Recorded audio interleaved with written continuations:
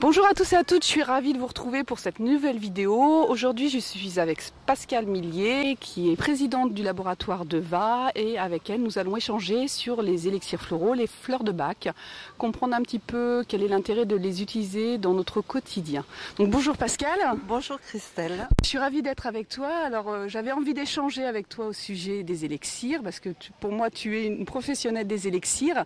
Je crois que ça fait longtemps que tu les as rencontrés.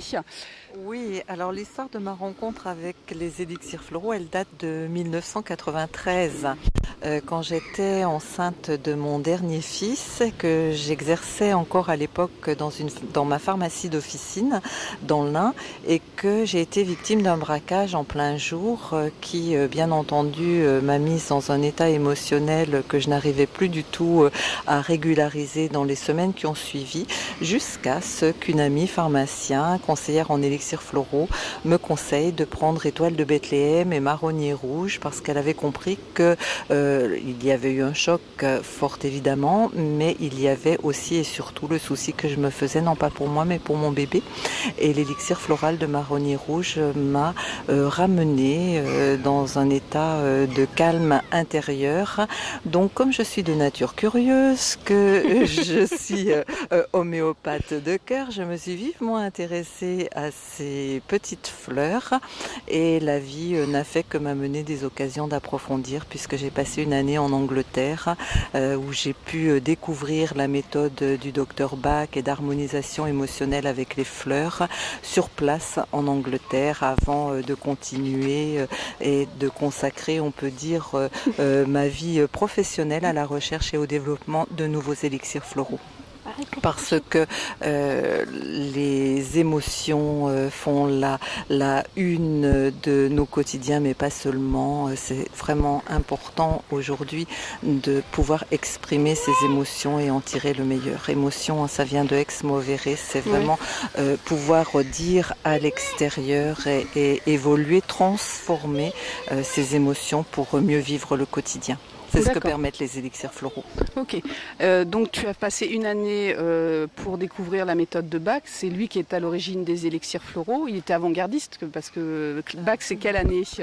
Complètement avant-gardiste, puisqu'on est dans les années 1930, que Bach est à l'époque médecin, chirurgien, bactériologiste, immunologiste au Royal Hospital de Londres, quand il a lui-même des problèmes de santé qui l'amènent à se tourner vers d'autres thérapies, et qu'il découvre le premier élixir floral par son sens de l'observation de la nature. C'est la fleur d'impatiente qui dans la nature pousse très vite, pousse toutes les autres pour se faire sa place, et dont les fruits à maturité sont tellement tendus qu'ils jettent des graines à des kilomètres. Et Bach, il a eu un raisonnement analogique très connu en Orient, un peu moins en Occident.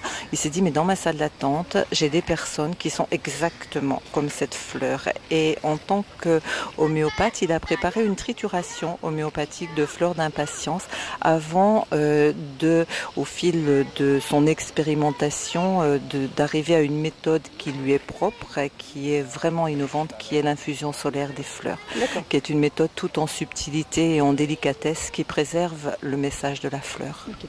Alors qu'est-ce qu'on peut dire sur... Souvent, moi, en consultation, quand je préconise des élixirs floraux ou des fleurs de Bach, les gens en ont entendu parler, mais souvent pour eux c'est un petit peu abstrait. Alors quel mot on pourrait... Alors peut-être moi maladroitement, souvent je dis c'est l'homéopathie de l'émotionnel. Qu'est-ce que tu peux nous dire là-dessus? Qu'est-ce que c'est réellement les élixirs? Alors c'est très proche, c'est vrai, de l'homéopathie, puisque pour préparer un élixir floral, on prépare d'abord un élixir mère par infusion solaire, comme je le disais, c'est-à-dire qu'on part dans la nature cueillir la fleur sur son lieu d'habitat naturel au moment où elle est à son plein épanouissement, pour en saisir son message, et on dépose ces fleurs sur un bol qui est rempli d'eau de source avant de filtrer et de diluer, et ce qu'on utilise c'est l'élixir floral, c'est l'élixir mère dilué en fait. Alors le message est subtil, comme Hahnemann avait mis en évidence la prépondérance de l'importance du symptôme psycho-émotionnel, et bien l'élixir floral il ne va s'adresser qu'aux psycho-émotionnel. Et il va agir, je dirais, en résonance avec l'état émotionnel de la personne. Si la personne, je donne un exemple, est dans un état émotionnel de peur, panique, irrationnel, incontrôlable, et qu'elle prend un élixir floral d'hélianthème, elle va instantanément, parce qu'il va y avoir résonance entre le message de la fleur et son état émotionnel, une amélioration de son ressenti. Si par contre une personne qui n'est pas du tout dans un état de panique prend un élixir floral d'hélianthème, la seule chose que ça va faire, c'est rien faire, puisqu'il n'y aura pas de résonance. Il n'y a aucun danger, absolument aucun danger à utiliser un élixir floral. Il y a, c'est vrai, un degré alcoolique comme dans une teinture mère homéopathique, d'une part pour la conservation de l'élixir floral, mais également pour la transmission du message de la fleur. Maintenant, pour les enfants, il vaut toujours mieux utiliser des élixirs floraux qui sont préparés sur une base sans alcool, et la sève d'érable se prête très bien à remplacer l'alcool bio, bien sûr, de l'élixir. Donc tu parlais des enfants, en fin de compte on peut donner ça à tout âge, si je comprends bien, c'est ça?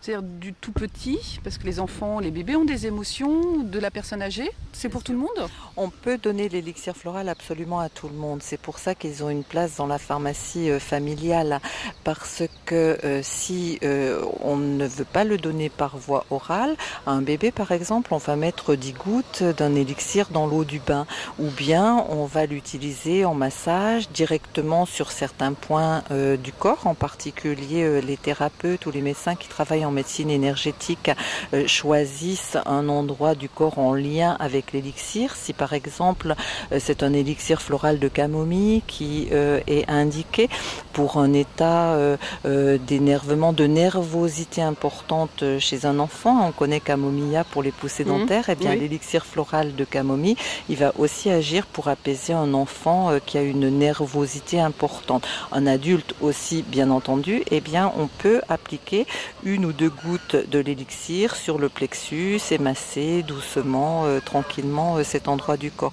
Donc on peut vraiment utiliser pour toute la famille et même les animaux qui sont les témoins vivants qu'il n'y a pas d'effet placebo, puisqu'ils sont les premiers à réagir très rapidement et très bien à la thérapie florale.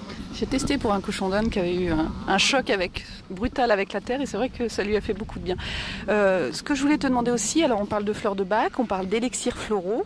Est-ce que on peut dire c'est la même chose? Est-ce que c'est la technique de bac reprise parce que maintenant on vit beaucoup d'émotions, et c'est vrai qu'on voit qu'on a un panel de choix.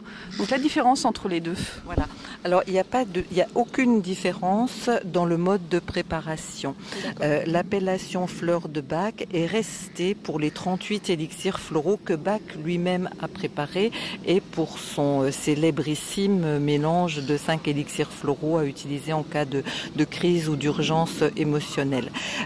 Des chercheurs ont repris les recherches de Bach partout dans le monde. On peut citer Katze Kaminski aux États-Unis, on peut citer Philippe de Roide en Europe, et cette recherche évidemment prend des années puisqu'il s'agit d'une expérimentation sur le vivant, et ces élixirs sont mis au point pour répondre à des problématiques émotionnelles qui étaient moins présentes, voire pas présentes du tout à l'époque de Bach. Je pense à l'élixir de cœur de Marie pour les couples qui se séparent, les enfants qui ont un remue-ménage émotionnel suite à la séparation d'avec leurs parents.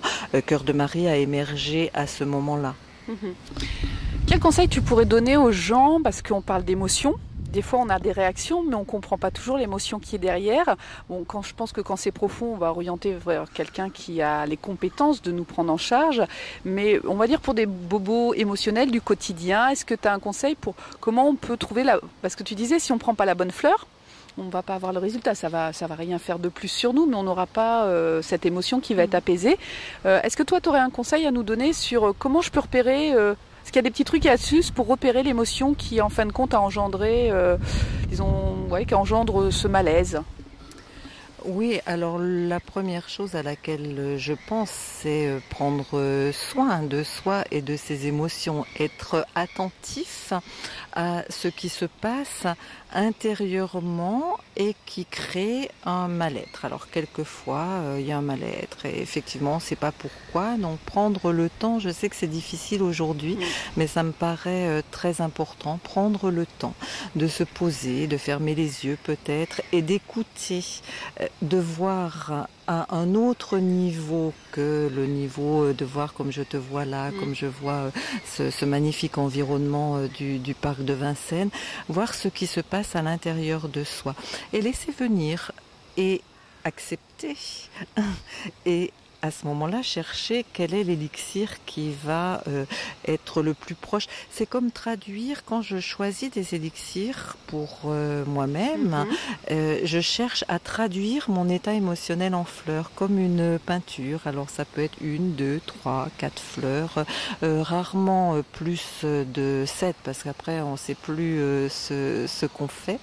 Et c'est vraiment intéressant d'écrire aussi ses ressentis de manière à avoir la preuve, parce que c'est plus fort que soi. Hein. Notre esprit cartésien en France fait qu'on se dit c'est pas possible. Non, attends, non, mais c'est un hasard. Ça peut pas être juste ces quelques gouttes d'élixir floral qui font que je me sens mieux et que tout à coup je suis prêt à prendre ces décisions que je n'arrive pas à prendre depuis des années, et que même si c'est difficile, parce qu'il faut pas le présenter comme une voie de facilité. C'est une voie, voilà, c'est une voie d'être.